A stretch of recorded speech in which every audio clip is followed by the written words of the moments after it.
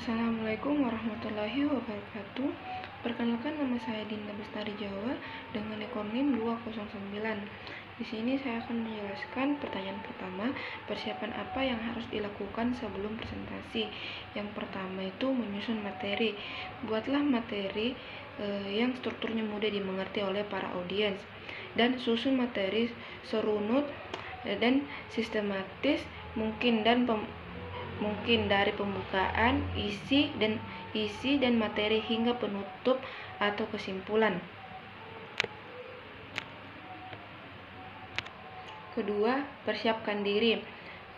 Setelah materi sudah tersusun rapi, berikutnya adalah bangun kesiapan dari diri dengan cara aktif berlatih sebelum melakukan presentasi. Yang ketiga, pahami materi. Tahap ini penting untuk dilakukan agar jalannya presentasi sesuai dengan apa yang diharapkan.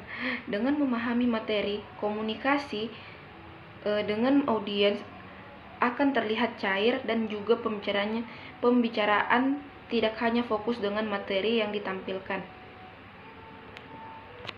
Yang pertanyaan kedua, langkah-langkah atau cara presentasi yang baik. Yang pertama, pilih topik presentasi. Topik presentasi adalah salah satu faktor yang sangat penting dalam menentukan apakah presentasi Anda akan menarik bagi audiens atau tidak. Yang kedua, kenali kebutuhan audiens Anda. Untuk Matt Abrams yang merupakan seorang profesor yang mengajar di sekolah pasca sarjana bisnis Universitas Stanford, di mana dia mengajar 2 kelas yang sangat populer yang berhubungan dengan komunikasi strategis dan presentasi virtual yang efektif, mengatakan bahwa sebagai seorang pembicara, tugas Anda adalah melayani audiens Anda. Yang ketiga, tentukan tujuan presentasi. Setiap kali Anda melakukan presentasi, tentunya ada tujuan yang hendak Anda capai. Apakah Anda membagi suatu informasi agar audiens Anda tahu, atau apakah Anda membujuk audiens Anda untuk menerima suatu ide. Yang keempat, tentukan pesan utama.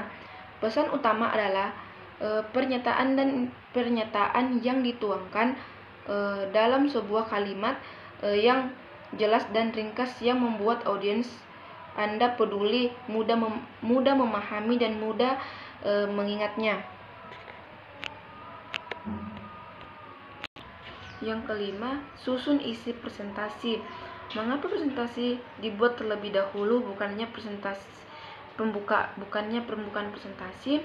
Hal ini supaya jelas poin-poin penting apa yang harus disampaikan, sehingga Anda dapat menyusun pembukaan dan penutup presentasi yang sesuai. Yang keenam, susun pembukaan dan penutup presentasi. Tugas Anda sebagai pembawa pesan adalah menciptakan situasi agar audiens Anda membutuhkan materi yang Anda sampaikan. Anda perlu memenangkan pikiran dan hati audiens. Terakhir, ketujuh, buat catatan pesan presentasi. Rekomendasi yang saya sarankan adalah menulis catatan presentasi untuk membantu Anda untuk tetap pada koridor pesan yang hendak Anda sampaikan. Pertanyaan ketiga, hal yang harus dihindari saat presentasi. Yang pertama, tidak melakukan persiapan. Persiapkan semua hal yang akan dipresentasikan, mulai dari materi, pilihan kata yang akan disampaikan, dan cara bagaimana kita menyikapi suatu hal yang terjadi secara tak terduga. Jika kita tidak melakukan persiapan dengan baik, maka kita akan dinilai gagal oleh para audiens. Yang kedua, Membaca poin-poin pada slide. Audiens kita mampu melihat dan membaca apa yang ditampilkan pada slide. Oleh karena itu, hindari mengulang apa yang telah tertulis pada slide. Jika kita membuat poin-poin pada slide secara keseluruhan, hal ini bisa mengesankan bahwa kita tidak menguasai materi. Yang ketiga, melakukan hal-hal yang tidak penting. Saat presentasi, kadang kita tak sadar melakukan hal-hal di luar kebiasaan. Misalnya mengepalkan tangan, memegang kancing baju, memainkan pulpen, dan menjentikan jari. Hindari kebiasaan ini. Selain mengganggu, hal ini juga mengesankan bahwa kita sedang gugup atau tidak percaya diri. Yang keempat, terlalu lama berbicara.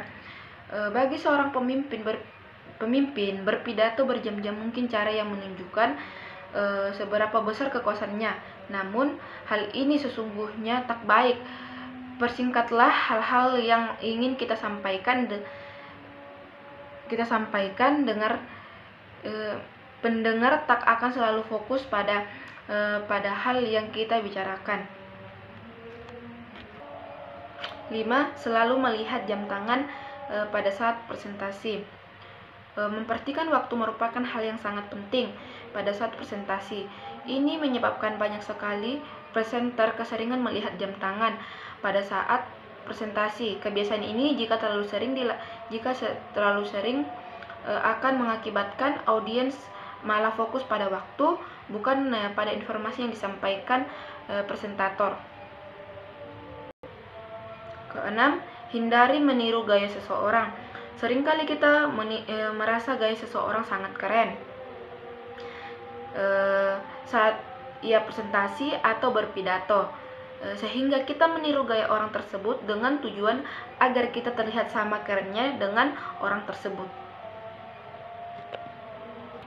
Terakhir, 7. Mengakhiri presentasi dengan buruk.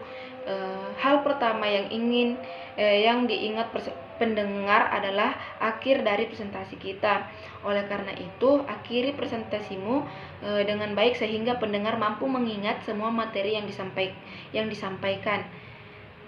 Itulah penjelasan dari saya. Kurang lebihnya mohon dimaafkan. Wabillahi taufiq wal hidayah. Wassalamualaikum warahmatullahi wabarakatuh.